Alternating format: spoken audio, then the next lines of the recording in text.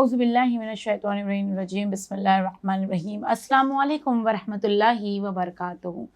अज़ीज़ नाज़रीन, आप तमामों का खैर मक़दम है हमारे शो में जिसका नाम है तिब्बे मासूमीन अलैहिमुस्सलाम। अज़ान गिरामी, माह रमज़ान मुबारक गुज़रने पर है और आज आखिरी इंशाअल्लाह ये रोज़ा हो सकता है। अगर चाँद नमूदार हो गया तो आज की शब हमारे लिए ईद की शब करार दी जाएगी, यानी माह शव्वाल की पहली रात। अज़ीज़ान गिरामी, दुआ थी परवरदिगार आलम से पूरा महीना आप हमारे साथ बने रहे, हमारे साथ जुड़े रहे। अली टीवी को आपने बहुत ज़्यादा सराहा और बहुत तारीफ़ें हमारे शो की आपने की। हम आपका तहे दिल से शुक्रिया अदा करते हैं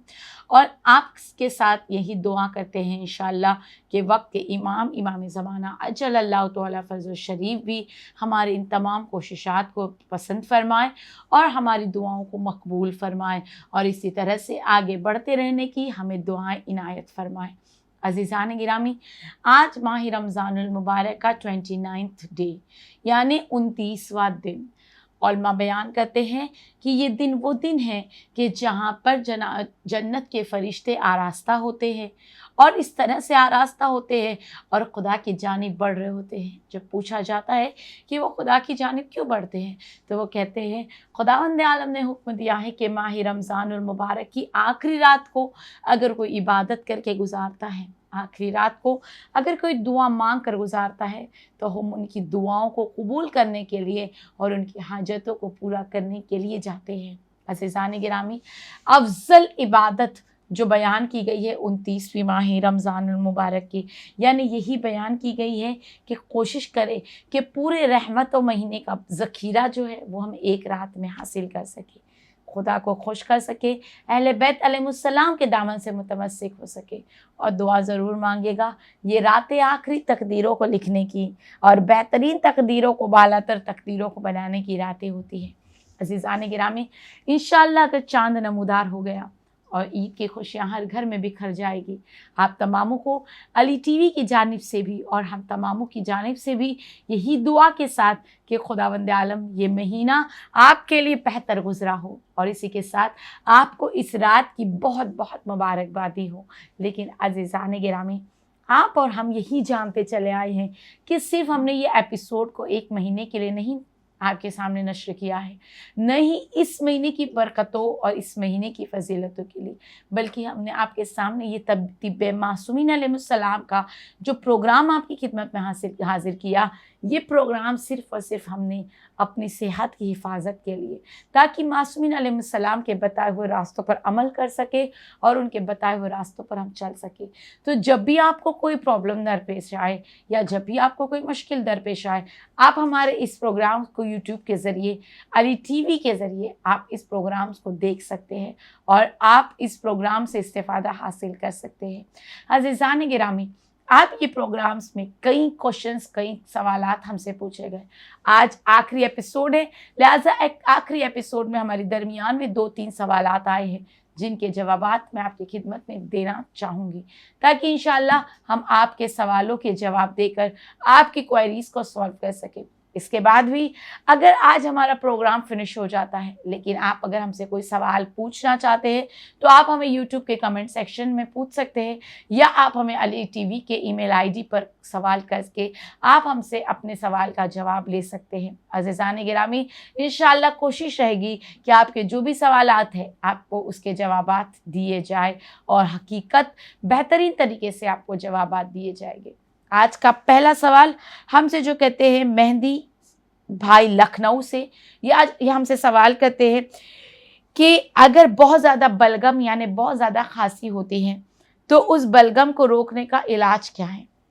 अज़ीज़ान गिरामी, मैंने अपने 4th और 5th एपिसोड में पूरा एपिसोड आपकी खिदमत में खांसी को लेके पेश किया है, बलगम को लेके पेश किया है। अज़ीज़ान गिरामी, बलगम होने के 3-4 रीज़न्स हो सकते हैं। पहला रीज़न जो बलगम होने का ये होता है कि आपका बॉडी टेम्परेचर जो है, जो आप जो कुछ भी खाते हो, आप बहुत ज़्यादा ठंडी चीज़ों का इस्तेमाल करते हो। अगर बहुत ज़्यादा ठंडी चीज़ों का इस्तेमाल होता है तो उसकी वजह से बलगम बहुत ज़्यादा बनते हैं। दूसरा रीज़न ये होता है कि नींद का पूरा ना होना। बलगम का سب سے بڑا مین ریزن یہ ہے کہ اگر کسی کو نیند پوری نہیں ہوتی ہے تو اس کا ریزن بھی یہ ہوتا ہے کہ بلغم ہو جائے۔ تیسرا ریزن جو بیان کیا جاتا ہے وہ کلائمیٹ ہے، کہ اگر جس طرح سے کلائمیٹ ہوتا ہے، سرد گرم کلائمیٹ اگر چلتا رہتا ہے، اس کی وجہ سے بھی بلغم ہو سکتا ہے۔ ہم سے سوال پوچھا ہے کہ بلغم سے نجات کا راستہ کیا ہے۔ عزیزان گرامی، آپ ہمارا ایپیسوڈ بھی دیکھ سکتے ہیں 3rd اور 4th میں، جس میں میں نے پوری طرح سے بلغم کے بارے میں ذکر کیا ہے۔ لیکن اگر کسی کو بہت زیادہ بلغم کی شکایت ہے تو ان کے لیے بیان کرتی چلوں کہ اگر کسی کو بہت زیادہ بلغم کا پرابلم ہے تو وہ لک وارم واٹر کا استعمال کرے، یعنی گرم پانی کو سپ سپ کر کر پینے کی عادت ڈال دے، ایٹ لیسٹ دن میں 2 مرتبہ۔ اور ان کے لیے جن کو بہت زیادہ بلغم ہوتا ہے اور بلغم خارج ہوتا ہے، یعنی بار بار سینے سے آواز آتی ہے اور بلغم باہر نکلتا ہے، تو ان کو چاہیے 1 ٹیبل اسپون شہد، اس میں 1/2 ٹیبل اسپون آپ نے اجوائن ڈالنا ہے، سیکی ہوئی اجوائن ڈالنا ہے، اور اس کے بعد میں آپ نے تھوڑی سی ہلدی کو ڈالنا ہے، اسے اچھی طرح سے مکس کرنا ہے اور اسے اپنے حلق میں اتار دینا ہے، اور اس کے بعد کچھ دیر تک پانی کو نہیں پینا ہے۔ یہ آپ کا بہترین علاج ہے، اس سے بلغم بہت جلدی آپ کے جو ہے وہ کم ہو جائے گا اور وہ سوکھ جائے گا۔ تیسرا علاج جو معصومین علیہ السلام بلغم کا بتاتے ہیں، معصومین علیہ السلام فرماتے ہیں کہ گرم پانی کے اندر تھوڑا سا ادرک ڈال کر، یعنی تھوڑا سا ادرک کا رس ڈالے یا ادرک کو ڈال دے اور اسے اچھی طرح سے ابال آنے دے۔ جب وہ ابال آ جائے تو اس رس کو چھان لے اور اس کے اندر 1 ٹیبل اسپون شہد کو ملا کر اگر اسے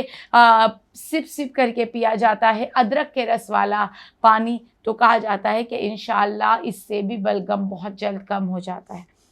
اس کے بعد آٹھویں امام رضا علیہ السلام فرماتے ہیں کہ اگر کسی کو بلغم کا بہت زیادہ پرابلم ہے تو ان کو چاہیے کہ 2 سے 3 لونگ، 2 سے 3 کالی میری اور تھوڑا سا اجوائن، اسے اچھی طرح سے سینک لے اور سینکنے کے بعد اسے گرائنڈ کر لے، یعنی اسے پیس لے، دردرا سا پیس لے اور شہد کے اندر یہ پاؤڈر ملا کر اسے چاٹنا شروع کرے، چاٹن کی مانند، اس سے بھی بلغم دور ہو جائے گا۔ تو ہم نے آپ کی خدمت میں بلغم کے 3-4 علاج معصومین علیہ السلام کے ذریعے بیان کیے، انشاءاللہ دعا رہے گی کہ آپ اس سے فائدہ حاصل کریں۔ ایک سوال ہم سے پوچھا گیا ہے ممبئی سے ریحانہ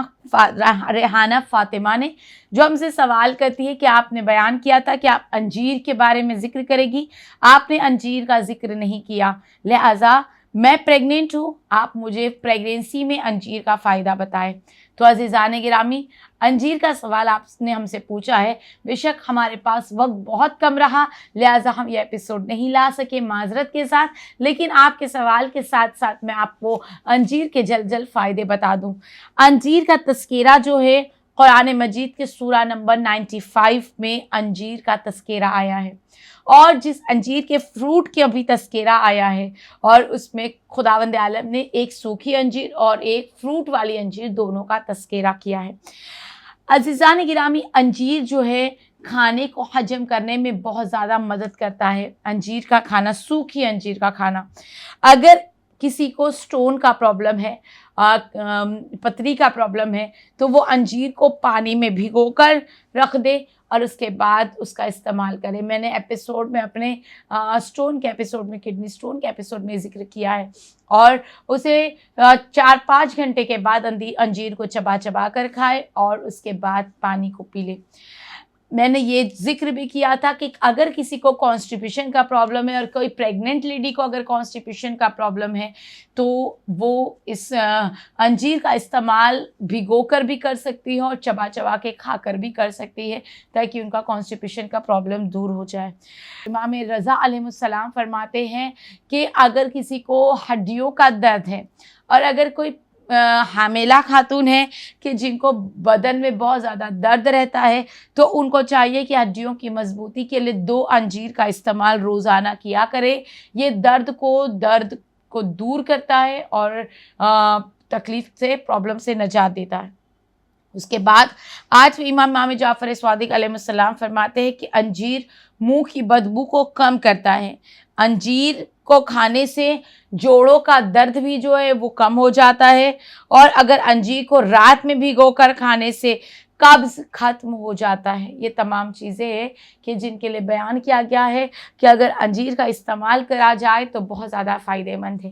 اور اگر کوئی پریگننٹ لیڈی اپنے بچے کے چہرے کا گلو چاہتی ہے، وہ خوبصورت پیدا ہو، اگر یہ چاہتی ہے تو اس کو انجیر کا استعمال برابر سے کرتے رہنا چاہیے۔ 3 چیزوں سے بچوں کے چہرے کا گلو بہت زیادہ بڑھتا ہے۔ ایک کہا گیا کہ پریگننٹ یعنی حاملہ عورت اگر کھجور کا استعمال برابر سے کرتی ہے، حاملہ عورت انجیر کا استعمال کرتی ہے، اور حاملہ عورت بیہی کا استعمال، اگر یہ 3 چیزوں کا استعمال برابر سے کرتی ہے تو بچہ دنیا میں بہت خوبصورت پیدا ہوتا ہے۔ اور ساتھ ہی ساتھ قرآن مجید کی تلاوت کا کرنا بھی چہرے کے اوپر گلو اور چہرے کے اوپر نکھار کو پیدا کرتا ہے اور نکھار کو بڑھاتا ہے۔ عزیزان گرامی، اسی کے ساتھ انجیر میموری کو بھی بہت زیادہ شارپ کرتا ہے، میموری کو بڑھانے کا کام کرتا ہے۔ اور زیادہ تر جو لیپ ٹاپ پر اور موبائلز پر اور جو